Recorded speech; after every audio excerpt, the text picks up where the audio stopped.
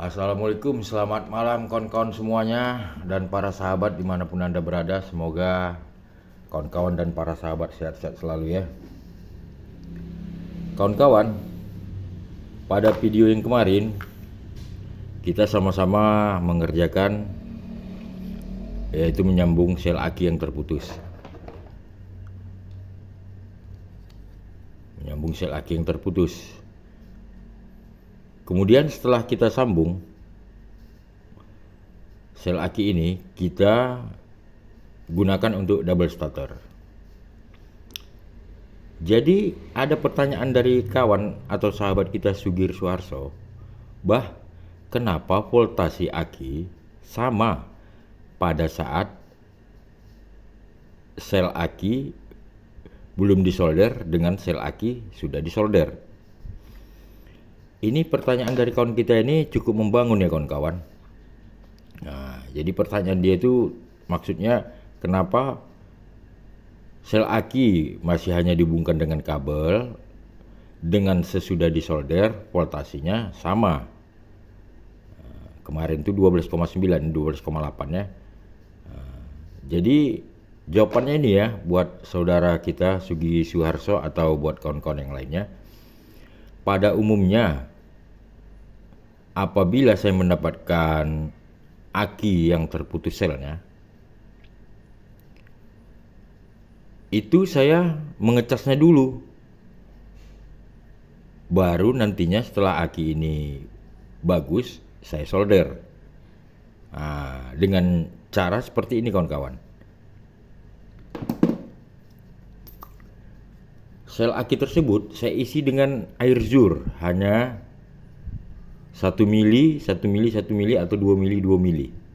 Tujuannya hanya membasahi elemen bagian bawahnya aja, tidak membasahi elemen atau sel bagian atas yang nantinya akan kita sambung atau kita solder. Nah, kemudian sel yang terputus ini untuk sementara waktu saya sambung dengan capit buaya. Saya sambung dengan capit buaya sel yang terputus ini. Tujuannya agar aki tersebut bisa kita cas. Oke, kita sambung dengan capit buaya sementara waktu sel tersebut jadi tersambung ya. Kemudian setelah dicas 2-3 jam, baru aki ini saya ukur voltasinya pakai multitester. Ya, pakai multitester. Nah, ini kawan-kawannya. Kita ukur pakai multitester. Oke, ternyata voltasi aki masih bagus. Nah, jadi kalau pekerjaan seperti ini kita kan tidak membuang biaya, waktu, pikiran, dan tenaga. Nah, kita cas dulu, setelah tahu aki ini voltasinya masih memungkinkan untuk dipakai, baru kita solder. Nah, baru kita solder. Ya, seperti kemarin ya, solder ala kadarnya kemarin ya, apinya yang kuat tuh ya. Baru kita solder. Daripada tadinya kita harus menyoldernya dulu, baru kita cas. Setelah kita cas 2-3 jam, ternyata aki ini sudah tidak bisa dipakai lagi. Ini pekerjaan kan sia-sia jadi kawan-kawan. Membuang waktu, biaya, pikiran, dan tenaga. Contohnya seperti aki yang ini kawan-kawan. Ini aki kemarin saya dapat dari bengkel. Kepala atas aki rusak, tapi api aki masih ada.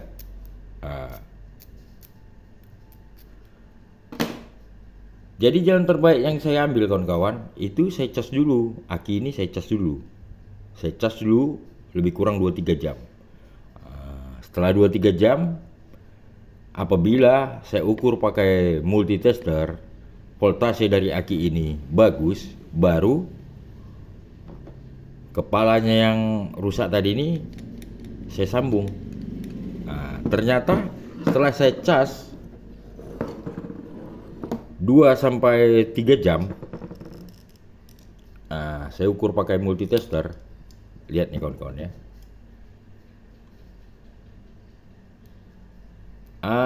Voltase aki ini sudah tidak memungkinkan lagi untuk dipakai. Jadi pekerjaan kita kan tidak sia-sia ya kawan-kawan ya, tidak membuang waktu, biaya, tenaga dan pikiran. Jadi yang lebih baik apabila kita mendapatkan aki yang putus selnya, lebih baik kita cas dulu. Untuk menyambung sel yang terputus tersebut, sementara waktu kita sambung dengan capit buaya.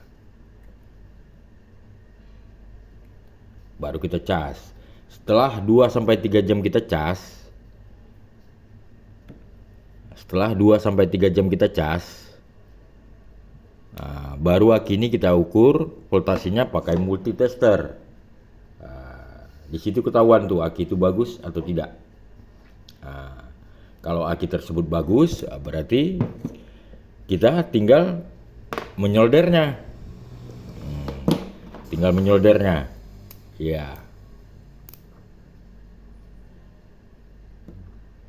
Setelah kita solder, kita tambah air zurnya sedikit sesuai dengan ukurannya, 5 atau 7 mili. Udah, baru kita tutup. Kita tutup, ini kita solder lagi kawan-kawan. Tutup, kita solder. Jadi buat saudara kita atau kawan kita Sugi Suharso, itu jawabannya tadi ya. Yang saudara tanyakan kenapa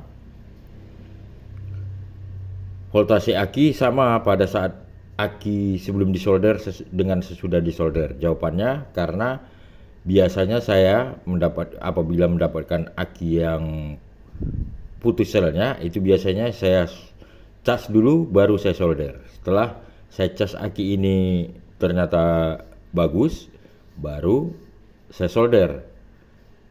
Ya, dicas dulu. Setelah aki ini bagus, baru disolder. Jadi kawan-kawan, sampai di sini dulu video ini ya. Saya sampaikan, semoga keterangan yang saya berikan bisa bermanfaat buat kita bersama. Tujuan kita untuk saling membangun ya kawan-kawan, untuk saling memberikan pendapat yang positif, agar kita sama-sama bisa bertambah ilmu, bertambah wawasan. Terima kasih kawan-kawan. Apabila ada kekeliruan yang saya sampaikan, saya mohon maaf. Dan jangan lupa kawan-kawan, like, share, dan subscribe ya. Terima kasih ya. Assalamualaikum warahmatullahi wabarakatuh.